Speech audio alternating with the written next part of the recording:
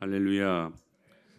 오늘 본문은 아브라함과 사라의 믿음을 소개하면서 참된 믿음이 무엇인지를 우리들에게 말씀해주고 있습니다. 그 결론부터 말씀을 드리면 참된 믿음이라는 것은 여러 가지로 정의할 수 있겠지만 오늘 본문을 통하여 알 수 있는 참된 믿음은 바로 일관성이 있다는 것, 한결같음이 있다는 것, 이것을 지금 말씀하고 있습니다. 오늘 본문의 앞장 창세기 12장에 보면 오늘이 13장 1절 2절 말씀 읽었잖아요. 근데 그 앞에 12장을 보면 아브라함 가정이 축복의 근원이라는 아이덴티티 정체성을 갖고 출발을 합니다. 복의 근원으로 살아야 할 거룩한 이 정체성을 가지고 있었던 아브라함의 가정이 하나님 앞에 수많은 약속을 담보받지 않습니까? 그 가정을 통해서 하늘의 별과 같이 그리고 바다의 모래와 같이 수많은 후손들이 너희 가정을 통하여 나타나게 될 것이다. 엄청난 복을 허락하셨습니다. 그런데 그만 그 약속의 땅에 기근이 듭니다. 좀 이게 안 맞죠, 앞뒤가. 큰 약속을 약속하셨는데 그 약속의 땅에서 뭐가 임했어요? 우리 상식이라면 막 기근도 물러가고 오던 태풍도 사라지고 해야 되는데 오히려 어떻게 됐어요? 기근이 임했다는 거예요. 기근이. 근데 문제는 뭐냐면 약속의 땅에 얼마든지 기근이 있을 수 있어요, 없어요? 있어요. 예수님 믿어도 고난 받을 수도 있어요, 없어요? 있어요. 있어요. 근데 그 약속의 땅에 기근이 들었다고, 가뭄 즉 흉년이 들었다고 아브라함 가정이 그 약속의 땅을 포기합니다. 그러니까 복의 근원이라는 정체성을 갖고 있었던 아브라함이 살아야 할 그 약속의 땅을 포기하고 먹을 것이 풍부하고 살맛나 보이는 당시에 애굽 드림이라는 것이 있어요. 아메리칸 드림이 있었던 것처럼 애굽 드림, 이집트 드림, 그 애굽을 선택하여 그리로 정신없이 계속해서 그렇게 쫓아갔던 그 모습을 우리가 오늘 13장 이전에 12장 말씀을 통해 그 아브라함의 그 우여곡절, 시행착오를 겪었던 그 모습을 볼 수 있게 되는 것입니다. 그런데 그 과정 속에서 절대로 복의 근원이 해서는 안 될 결정적인 실수를 합니다. 뭡니까? 자신의 목숨이 위태로울 걸 생각하고 자신의 아내를 누이로 속이고 바로에게 줍니다. 바로에게 바칩니다. 그러니까 기근이라는 이 시험에 대처하는 아브라함의 모습은 분명히 신앙의 일관성 그리고 한결같음을 상실한 모습이었어요. 바로 이것이 오늘 본문 앞장에 기록된 12장의 내용입니다. 그러니까 이런 맥락에서 오늘 본문 창세기 13장은 언약 백성 아브라함의 믿음의 일관성에 대한 하나의 테스트, 시험이었습니다. 그래서 오늘 본문 13장 2절에 보면 풍부하였다라는 말이 나와요. 우리 2절 말씀 같이 한번 보실까요? 시작. 아이러니하게도 그 애굽에 내려가서 부자가 돼가지고 왔어요. 오히려 그 아내를 누이라고 속이고 바로에게 바친 그 일 때문에 오히려 바로가 은과 금을 풍부하게 줘가지고 부자가 돼가지고 지금 다시 고향으로 가고 있었다는 사실입니다. 자, 여기 풍부하였다. 가축과 은과 금이 풍부하였다. 이 풍부하였다라는 말이 히브리 말로 무슨 말이냐면 카베드라는 말이에요. 자, 잘 기억하세요. 뭐라고요? 카베드, 카베드. 이 카베드라는 말이 풍부하다라는 말이에요. 풍부하다. 근데 우리가 주목해야 할 것은 방금 우리가 이 13장 앞장을 소개했었잖아요. 12장 10절 말씀이에요. 12장 10절. 같이 한번 읽어봐요. 시작.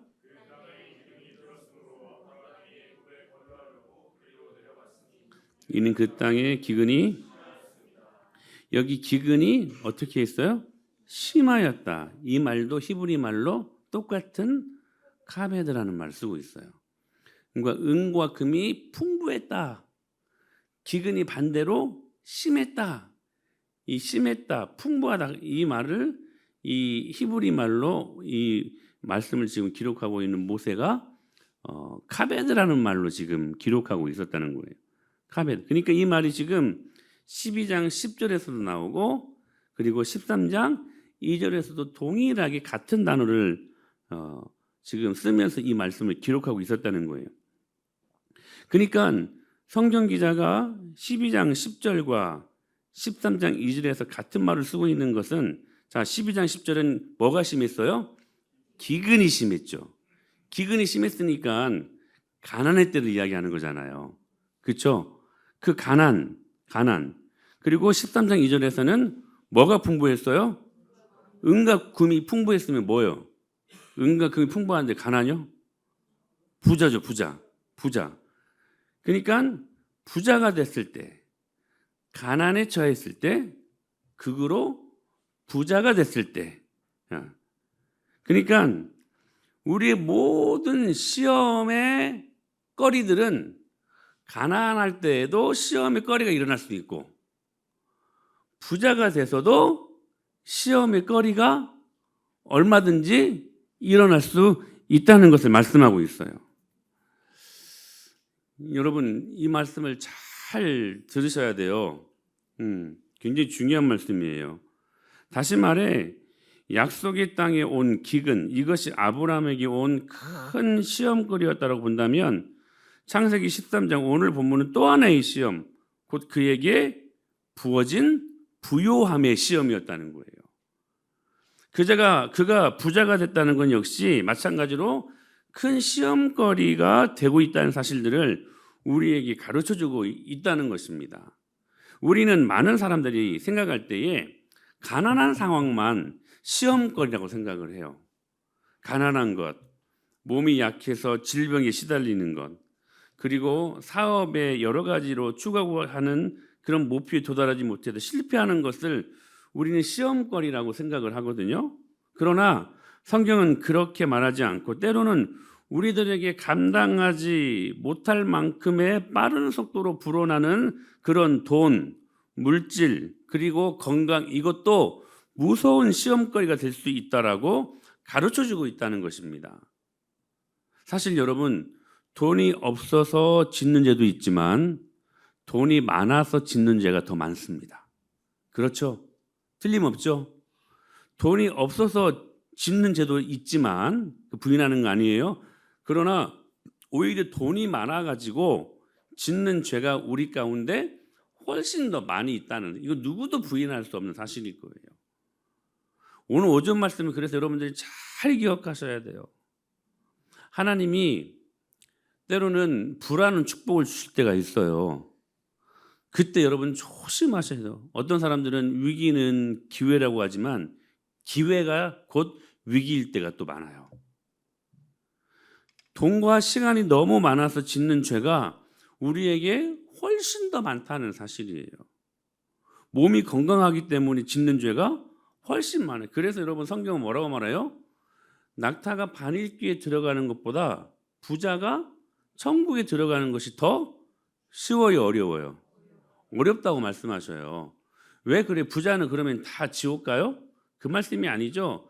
부자들이 그 부의 힘을 의지하는 그 정도가 가난할 때보다 더 많다는 거예요. 그래서 가난할 때 그 힘을 의지할 데가 없으니까 하나님 의지하고 천부의 의지 없어서 손 들고 갑니다. 주 나를 박대하시면 내가 어디로 가겠습니까? 하나님 은혜 주셔야 삽니다. 그렇게 가난할 때에 하나님의 은혜를 찾던 사람들이요 부자가 되잖아요. 그러면 하나님과 이 돈이라고 하는 이 부라고 하는 것이 그 힘을 나눠 가져버려. 그러니까 하나님도 의지하지만 똑같이 이 부도 의지하게 된다는 사실이에요. 그러니까 돈이 많아서 하나님을 잘 믿는 것은 결코 쉬운 일이 아니라고 하는 것입니다. 이스라엘의 둘째 임금 누구였어요? 누구요? 다윗. 그가 정신없이 싸우면서 산과 들을 헤매며 다닐 때는 그가 죄를 지을 여유가 없었어요. 그렇죠? 도망자의 신세에 있어서 가난할 때에는. 그러나 나라가 어느 정도 이제는 안정이 되고 부하들이 가서 싸워도 막 승리를 하고 막 시간적인 안정과 물질적인 여유가 막 주어지자 그때 범했던 죄가 밧세바를 취하는 참으로 슬픈 죄를 범했던 때가 부자였을 때였다는 사실이에요. 여러분, 병원 중환자실에 누워 있으면서 죄지러 다닐 수 있습니까? 없어요. 우리가 바람을 피울 만큼의 돈과 건강과 시간이 있기 때문에 죄를 짓는 것이라는 거예요. 그러므로 하나님은 아브라함을 기근의 때에도 훈련시켰지만, 그러니까 가난의 때에도 훈련을 시켰지만, 오늘 13장에서 보는 것처럼 부요할 때에도 그를 훈련시킴으로 말미암아 참된 신앙인으로 다듬어 가기를 지금 원하시고 계신다는 사실입니다. 기근의 때에도 견딜 수 있고 부요할 때에도 견딜 수 있는, 기근의 때에 낙심하지 않고 부요할 때에도 교만하거나 자만하지 않는 진실한 신앙인을 만들기 위해서 오늘 본문 13장은 하나님께서 그를 다듬어 가시는 것을 이 말씀에서 확인할 수 있다는 사실입니다. 그래서 바울이 이 비밀을 알았기에 빌립보서 4장 11절로 13절에서 이렇게 고백합니다. 같이 읽으십시다. 시작. 내가 궁핍함으로 말하는 것이 아니니라 어떠한 형편이든지 나는 비천에 처할 줄도 알고 풍부에 처할 줄도 알아. 모든 일 곧 배부름과 배고픔과 풍부와 궁핍에도 처할 줄 아는 일체의 비결을 배웠노라. 내게 능력 주시는 자 안에서 내가 모든 것을 할렐루야. 이 말씀은 예수님 믿으면 만사 형통하게 된다. 슈퍼맨, 원더우먼이 된다. 이 말씀이 아니라 어떠한 처지에도, 기근의 때에도, 그리고 부할 때에도, 어떠한 상황과 어떠한 형편과 어떠한 환경 속에서도 감사할 줄 아는 멀티플레이어, 전천후 신앙인이 된다라는 것을 말씀하고 있다는 것입니다. 예수 그리스도 안에 있으면 내게 능력 주시는 분, 즉 그리스도 예수 안에 있으면 나는 무엇을 하고 있어도 그것이 때로는 기근의 때에도, 때로는 그게 부할 때에도 상관없이 나는 어떤 상황 속에서도 행복한 사람이라는 것을 고백했던 이 고백이 사도 바울의 고백이었다는 거예요. 배고프면 배고픈 대로, 풍부하면 풍부한 대로, 하나님 앞에 감사할 줄 아는 전천후 신앙인이 되겠다고 하는 믿음의 고백이 내게 능력 주시는 자 안에서 내가 모든 것을 할 수 있느니라. 이 고백이라는 사실입니다. 그러므로 창세기 13장은 시련과 또 다른 반대의 상황, 곧 풍요 속에서 어떻게 언약 백성이 믿음으로 승리하는가에 대한 답을 주고 있다는 사실입니다. 여러분, 신앙의 일관성을 유지하세요. 한결같음으로 주님을 섬기십시오. 주님이 에베소서에서 이렇게 말씀하십니다. 변함없이 하나님을 사랑하는 자들에게 하나님의 은혜가 임할지어다. 할렐루야. 그래서 다시 한번 우리 복습하지만 아굴의 기도가 참 지혜롭습니다. 정말로 우리에게 필요한 기도라고 생각하는 거예요.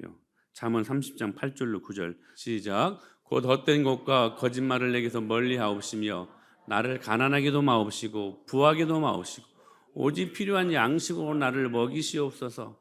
혹 내가 배불러서 하나님을 모른다 여호와가 누구냐 할까 하오며 혹 내가 가난하여 도둑질하고 내 하나님의 이름을 욕되게 할까. 사랑하는 여러분, 가난할 때에도 두려워하시고 떨며 두려움으로 이 구원을 이루셔야 돼요. 부할 때에도 두려워하십시오. 아멘.